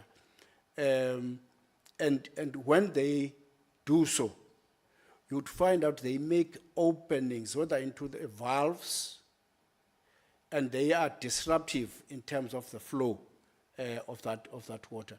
While we were inspecting, you see, the pipelines and all, we came across a number of those. You'll see the trucks, you see getting into extraction of water in such pipes, and how that is being looked into by those who are closer into what is happening at that point. And then lastly is that the Human Rights Commission have been looking at. That's why I said I made contact with the chairperson of the board of the water board. Though I note that the report was started around 1922 of October 2021, as it was somewhat released, then has reference into water availability and access to water, the efficiency of water. And that report is painting in a glaring way a picture which is a bit, you see, so bad in terms of water efficiency. But this report, and what driven me to ask from the chairperson was that the experience that we had, there was some progress, you see, on the ground. But came the report which says we've made these kinds of findings, which are not recognizing that kind of progress, which means there's a problem there. You see, it's either communicating or linking up with the writers of the report and to determine the level of such. It might be that there is no noting of the progress made, or yes, the progress is not enough. You can't say everybody has been covered. It might be some matters must be clarified with the Human Rights Commission, so that at least as you deal with those matters, you somewhat acknowledge such elements. In fact, even your slides acknowledge such. I can't find the area marked in terms of your slides. Yeah, page 24, which the last point there, bullet point, would say the program for reticulation to the remaining 31 villages as phase 2 of the project will be implemented in the 2024-25 financial year. So those matters must be clarified, and the intent for doing so must be very clear, so that anyone who is in that environment take note of such issues. And then lastly, I note that there's a number of implementing agents. You see, a number will be that there's the water board, there's a district municipality, there's a DPSA, you see, somewhat. Is there a way of ensuring that this kind of a team of your selection is a properly coordinated in terms of the desired outcomes, the actual timelines, the effects, and the ability to deliver, you see, on the scale that you would want them to do so. It's not a bad thing. I'm not asking the question because it's a bad thing, but I'm asking the question because you need a solid management at the point of issuance, that all these kinds of agencies are properly coordinated to adhere to the quantities and the quality that you desire going forward. Is the district municipality an authority? So it remains an authority. Okay, thank you very much. Over to DM. No, thank you very much, Your Excellency Chair. The matter for ZZ2, the matter in Sunday's River, in our case as a department, I have Advocate Skosana is here. Ujali is the one that deals with the issues of water use authorizations. And I have also Annette Mayer, she's here because she deals with issues of regulation, enforcement, and compliance. But the reality is that, Chair, there are many historical issues we are dealing with, like we are capturing them correctly. A number of these farmers, in terms of the old National Water Act, in terms when it was a Department of Irrigation, they have existing lawful water uses. You know those water entitlements, you will know. And the department has not moved with speed to ensure that those entitlements in terms of our own compulsory licensing, we should have done compulsory licensing in very, very few years. Immediately the National Water Act came into effect. Remember, the National Water Act came in 1998, and we've delayed that process. And therefore, that's why the team that is led by Skosana is looking at any breaches when it comes to issues of the license conditions that are there. But the department has already started in certain water management areas where those water management areas are highly stressed, but there's a lot of demand for more water. And we need to relook at in terms of compulsory licensing. Compulsory licensing, Chair, will help because our constitution has made it very clear in the National Water Act that the right to have access to water for human need is non-negotiable. Manje, in National Water Act, Chair, it has something there, it calls it a reserve. You know, a reserve is something that there's a provision for water for human consumption. That's number one. Then there's also water that must be set aside for the ecosystem, your hohakis, your plants, and so forth. And then the third component, remember, we share water with our neighbors. There's international obligation. But when you do these issues of the verification and validation, the registration of all the users, then you can go to a catchment or a water management area and enforce that there is a water a compulsory licensing. So you can deal with the issues of reallocation. But that area, I do visit it a lot. In that region where the mayor comes from, close to 80% of the water goes to agriculture. And those agriculture, they are the biggest in the country for export. We know that in terms of the economy. But there are instances where there is an illegal uses where people they actually do they actually abstract water illegally. In other words, they create dams. And that team of enforcement and compliance, we know they've ran even operations where they actually go and do actually destruction of those illegal dams to release water. Remember, the problem why in the Middle Letaba the water was not coming through, there were people that were actually damming water upstream, but there was also the issues of the canals that needed to be cleared and the siltation. That's why you see here. But that matter in the ministry is a priority. And we have agreed that we'll do operations, you know, those operation of blue scorpions, so that we can clear that issue. But these farmers, we want to support them, but they must not take an advantage for us. You know, a number of them, they are in the, what we call irrigation boards, and we're working a lot now to transform them to water use association. You know, even these irrigation boards, they are very funny because if you don't have an asset there, and remember these assets, these are the assets that were built by apparent government with our own monies, assets like canals and so forth, excluding black people, and we're working on them in a number of these provinces to push them. That's the intention. Some of them, they're collecting money on our behalf, you know, the billing.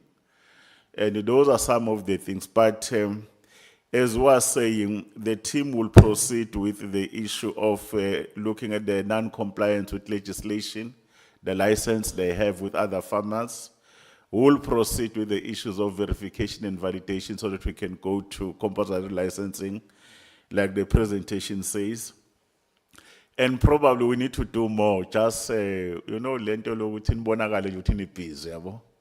Just to change the optics where we destroy these illegal dams. We'll do that. But the situation in Mopani, unacceptable that 80% of the water is being taken by farmers. But in terms of our own new regulations that we're engaging, the DG has been engaging with them now, with the farming community, want to make certain changes. Remember, even their water is the cheapest.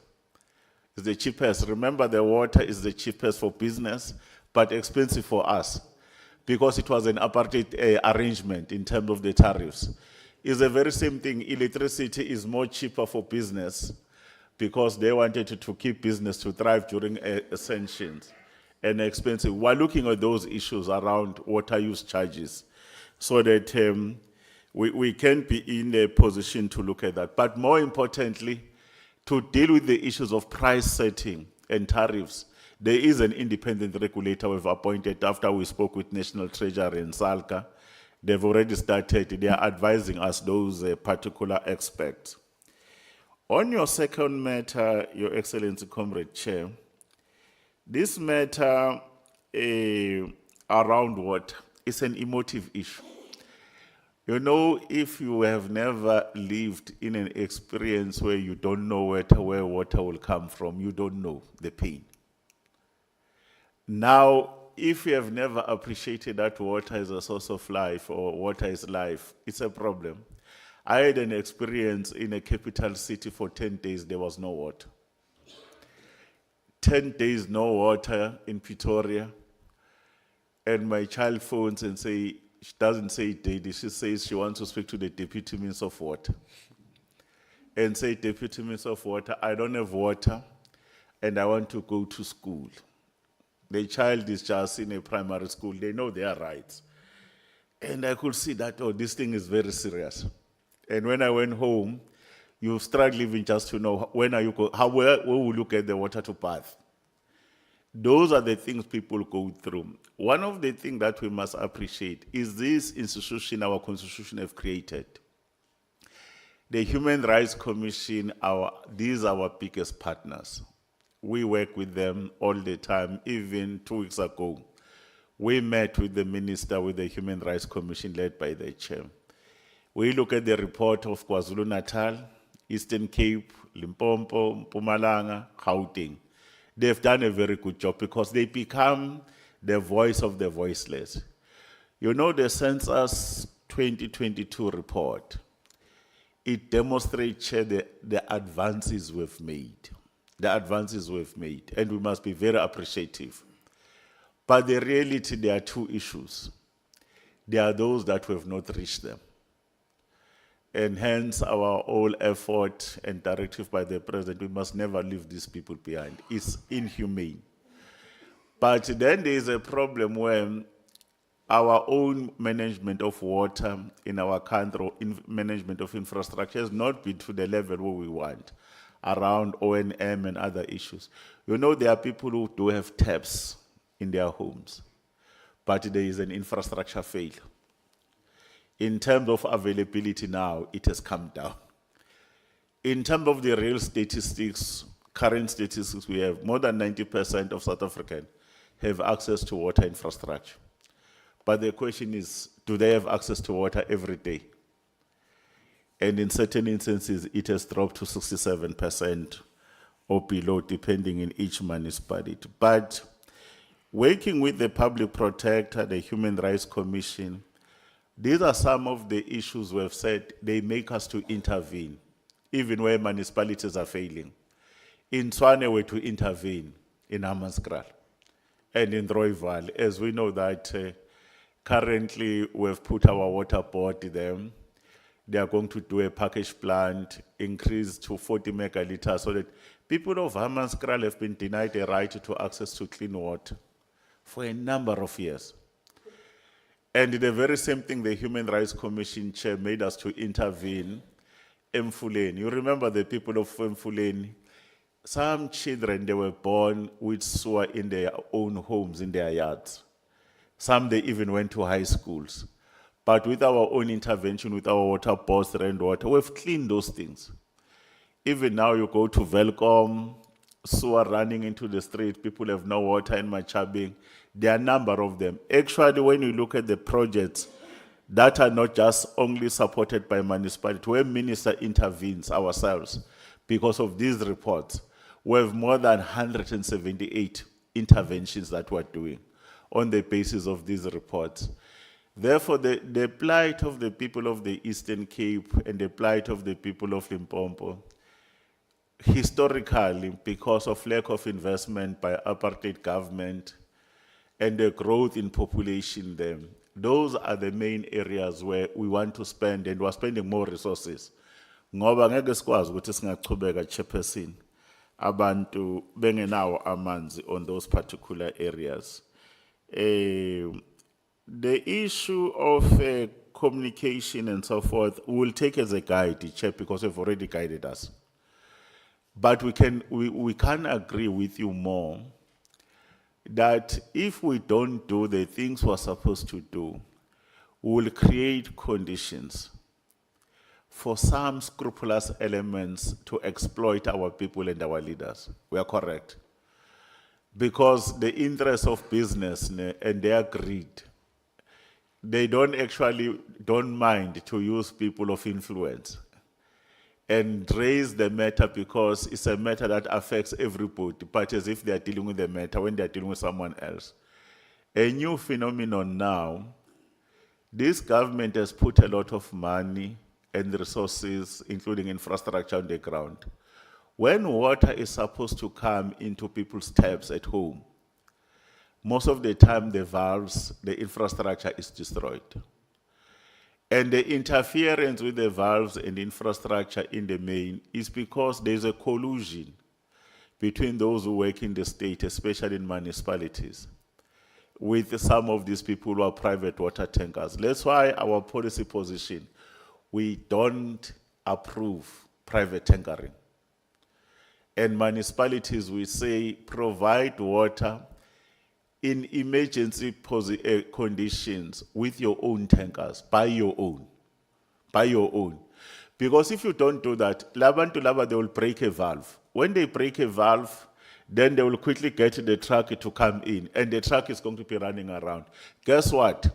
That truck, Chair, is going to be taking the water, you'll be paying for the water, but because the water is not coming from the tap, you can't bill it. But there are also even some kind of private trucks that are also coming to steal the water that is there. These are some of the criminality network that we're starting to experience. And some of the measures, as we're saying, let's own it ourselves, and then let's also monitor, even track them, because kunabanye abantu abadrive ama-truck, Chair. uyambona nje ukuthi lo muntu lona ubengakaze abe nonkosikazi kodwa manje kuba usene-truck usiyakwazi nokuthi aphuma ayoshayela athi yena angakunika amanzi la uma ungathandana naye. And you could see they ask for many other things of favors, abusing our women, abusing our mothers and sisters on the basis of that business. And we do take that point, and some of the municipalities and premiers in particular, they have an appreciation now that let's build that fleet that is state-owned, especially at a district level. So those who are struggling municipalities, we don't have those issues. The issues of coordination of the agencies, the acting DG can indicate about that one. Thank you, Chair.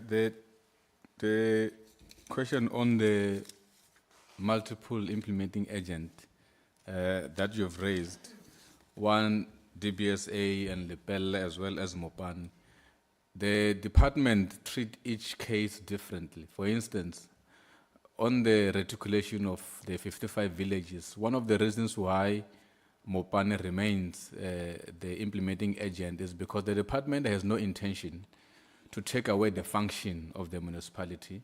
They still remain the Water Service Authority. Over and above that, we intend to capacitate them through the process so that at the end of it all, when the department has left the infrastructure with the development, with the implementation, then Mopan has acquired proper skills to ensure that they run the projects properly. Otherwise, it means wherever the department goes and implement, they must take over the services, and the intention is not to take over the function. So hence, we develop a different model. On Lepelle, specifically on the bulk water line, because the infrastructure in instance needs to be maintained and operated by our water board.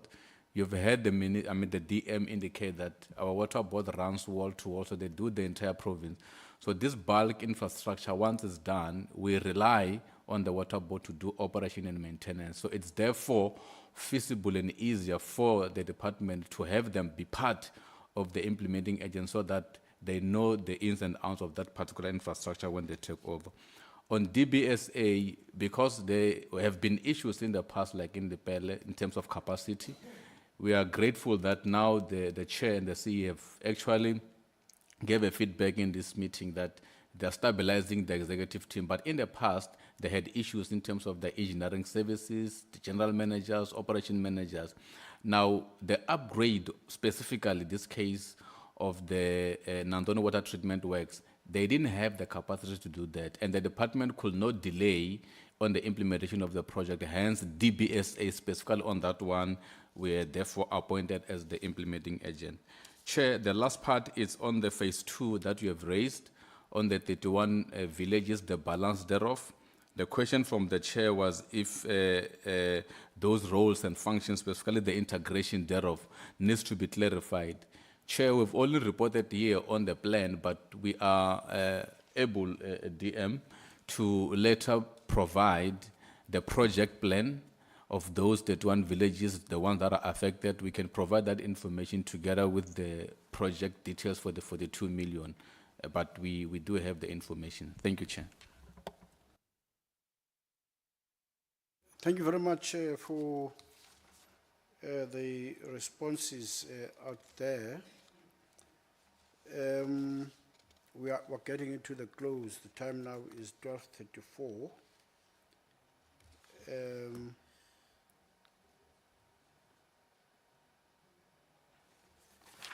There's a question which was asked earlier on the, I think on the use or reuse. What is the plan with regards to the pipelines not suitable for the projects? I think there's a heading out there. The mayor did respond. Are you sure? Those pipes, they are going to reuse them in terms of going forward. That's what he said. But what is important, Chair, with honorable system, it's just the other issue. Depends also on the type of the pipe, the technology. Because we must also check issues of corrosion and so forth, so that at least when you put those pipes underground, there will be a lot of other testing, so that you don't have a problem to say those pipes are still usable or not. let's allow the team, but there is an intention to use them, but someone must be able to do an assessment. They call it conditional assessment, Chair. On the basis of the conditional assessment of all those pipes, they've been lying there for too long, system. And we should be able to see whether if they are PVC or steel pipe. If they are steel pipe, they will have problems. We are aware if they're more going to oxygen, wet and little bit, they will have some problems that are there. But let's keep it as a matter that we'll have to come back on the issue of conditional assessment, to what extent and how many of those pipes will be able to use and not be able to use. Because those that will not be able to use, then they will fall under the scope of fruitless and wasteful. But at this stage, we don't have the figures because conditional assessment has not been conducted on those pipes. But the intention is to use them. I must not leave with that. Let's not live with, it should not be the end point. I think the end point is on the assessment of their use going forward. Because your point covers the engineering scale, whether they are of use or not. You see, this is part of investigation. And as part of investigation, already some actions have been taken in this regard. So don't blind us to say it's going to be used. And don't force yourself to say so. Let's agree with you, Chair, that let's do a conditional assessment. On the basis of conditional assessment, a determination will be made. Absolutely, that's better. Because if we conclude now, and then the assessment come otherwise. Yeah, Yeah. there must be an scientific test Yeah. to your determination. Yeah. Wabumeya uhlale pha ofisini nathi pipes abasebenzisa laba sifaka lapha. Ngibambila yini kameya, bo? Now unikeza umeya because you know you can't withstand this kind of thing, you know. Yeah, no, fine. I think that's more scientific in terms of determining the use or reuse or somewhat disregard the available what have you. Are they of a Spanish orientation? What is? Were they foreign?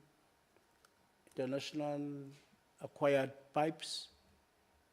I don't know whether there's anyone who knows from an institutional There memory was a whether story about- did we import about these them or they are pipes. manufactured here, those ones next to the Nandoni Dam.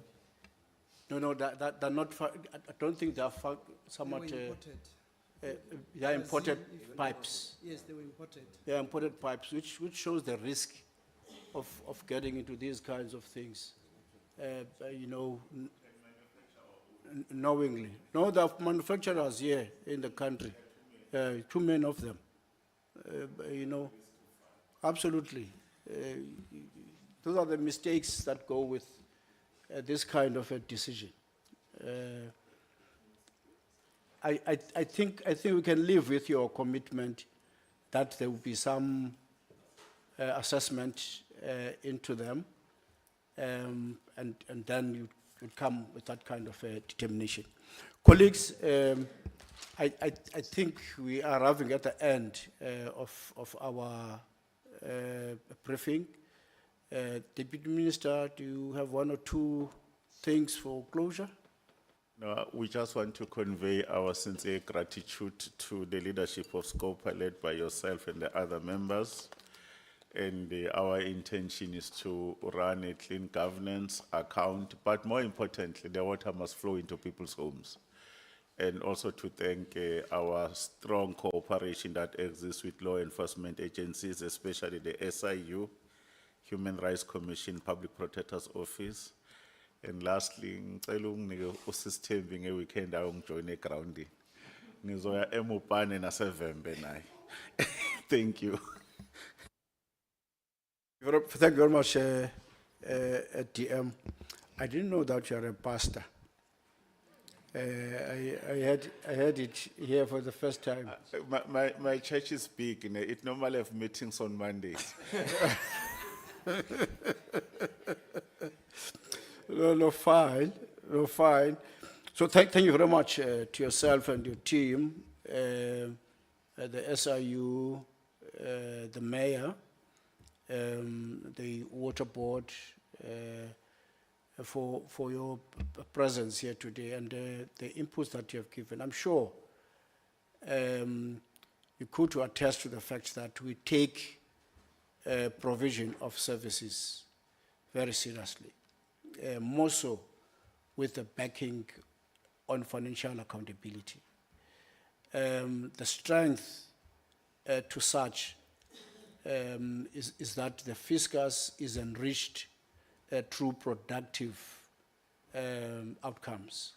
And if they are not there, they create havoc in the stability of our own communities because there's been commitment, there's been funding made available, and that creates problems for a greater part of the period that we ought to realize this project. So our visit was a productive visit because all of us were present at the time, and we ended it by a debriefing, which was as well somewhat encompassed in terms of the detail that we have required. Today you are enriching that a kind of work, and we can go to Parliament proudly to say these are the elements which we remain proud of, and these are the areas that we are questioning in terms of our own ability as the state to both account and affirm the sense of capacity required, efficiencies to provide these kinds of services. We can't go off with the fact that it's many of us on the ground.